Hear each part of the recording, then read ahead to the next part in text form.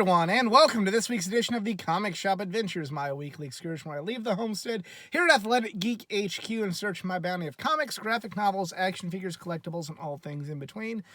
First thing is first, time to talk about what stood out from last week's pull list, and really from top to bottom, it was a pretty decent pull. There wasn't really a bad book there. Without question, my favorite book, at least the one I had the most fun with, was Terrifics, the Choose Your Own Adventure issue. Really fun, and I'm really happy that I didn't get it right the first couple times I read it, so I really got to read it and appreciate all the different paths you could take and try different stuff out. It was awesome. If you still have one on your shelves at your local comic shop, please pick it up. It is a lot of fun. Pennyworth R.I.P., though, was probably the best written book. It was just an emotional, amazing book. Peter Tomasi is awesome. It's like Alfred's funeral and the Bat family's at a bar and they're kind of sharing Alfred's stories, and it's awesome. Beautiful story, beautifully told by Peter Tomasi. Superman was really a good book as well. Bendis is kind of, since Clark has basically publicly stated that he is Superman, you're seeing different media sources, including the media outside of the Daily Planet, try and throw some shade at Lois, Clark, and the Daily Planet. So, kind of an interesting direction, and kind of curious to see how it goes. And, quite a few of them were really good books. Maybe not, I feel like I should mention this. It's not one of the better books of the week, but I just feel like I should mention it because I kind of threw... I kind of was saying that I wasn't really caring for it too much, but Hawkman was good. It really stood out. Maybe not as much as the aforementioned three, or maybe even not even as much as some other books on the pull list. But I for a book that I kind of slammed a little bit, I feel like I should recognize that it was a good book this week. So yeah, that is everything. From last week's bounty that I really enjoyed. I apologize for this glare. It's a little late start to the adventure this week, but I will see you when I get back here to the homestead with this week's bounty.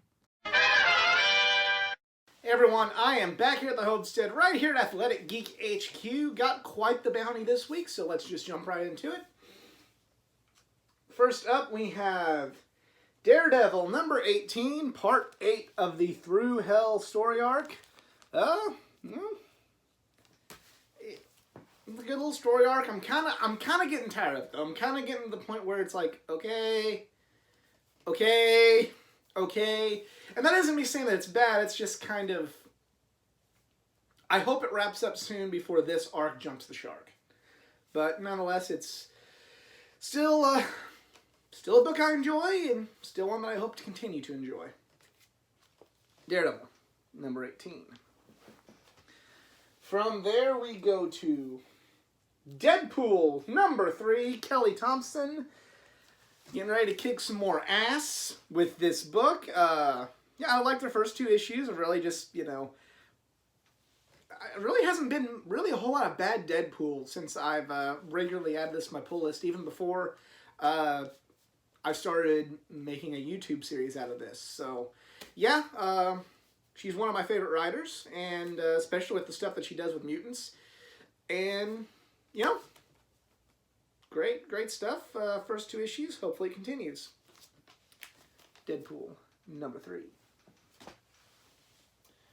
From there we go to Guardians of the Galaxy, number 2. I was intrigued enough by the first issue to give it a few more to see if it's something I'd like to really commit to. It was good, but I hate to say it, I like Guardians books, but every time I've ever added Guardians to my pull list, it's been, really good, and then just, after the first arc, maybe the second arc's been, pew, and just goes right down, and, I'm hoping that don't happen again, because I want to get in, I love the movies, I love the characters and the movies, and I love everything associated with Guardians of the Galaxy so much that I want to continue to have a Guardians of the Galaxy book on my pull list, but, it always starts hot, and then it always definitely tapers to the point where I'm like, yep, I can cut this and not have any qualms about it. But it's a new start. We'll see if it's a new fortune for the Guardians. Guardians of the Galaxy #2.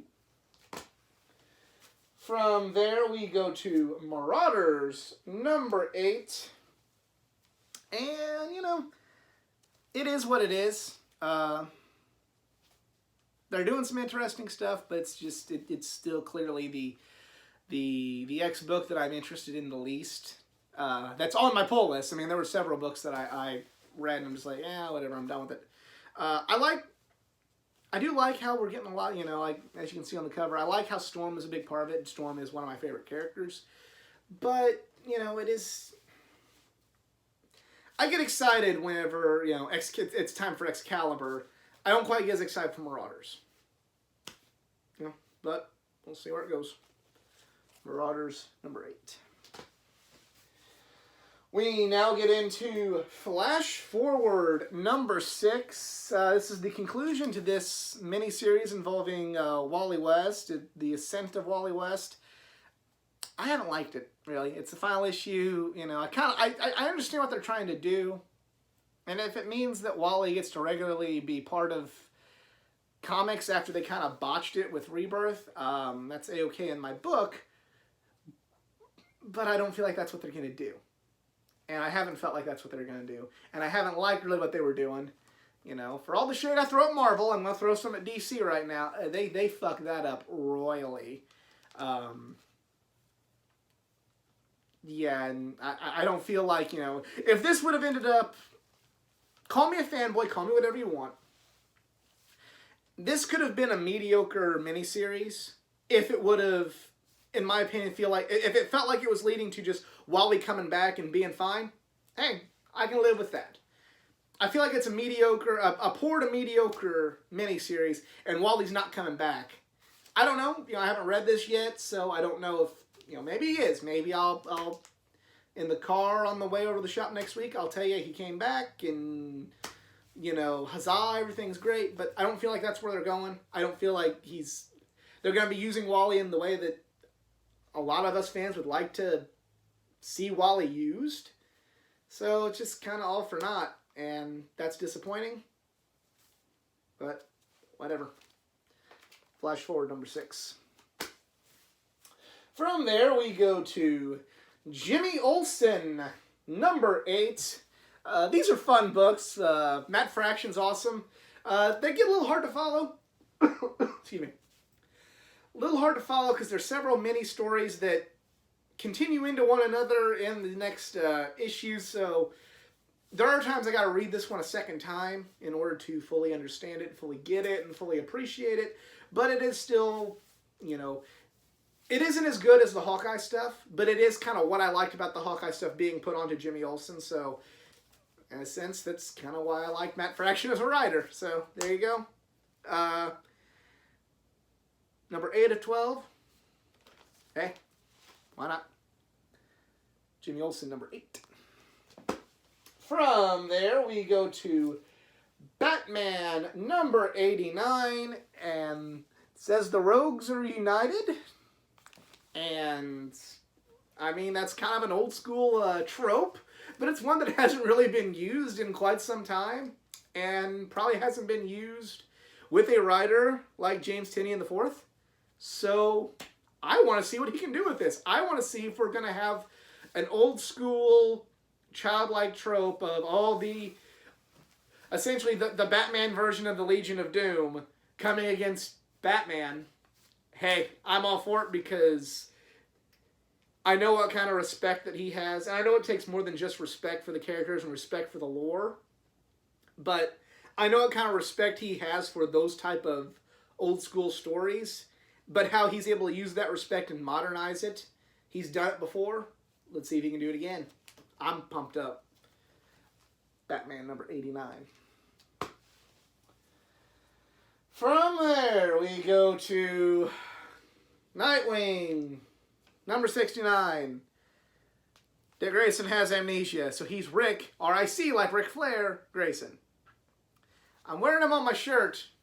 I love Nightwing. I love Dick Grayson. Someone's going to crop part of that sentence out and make fun of me, but it's all good.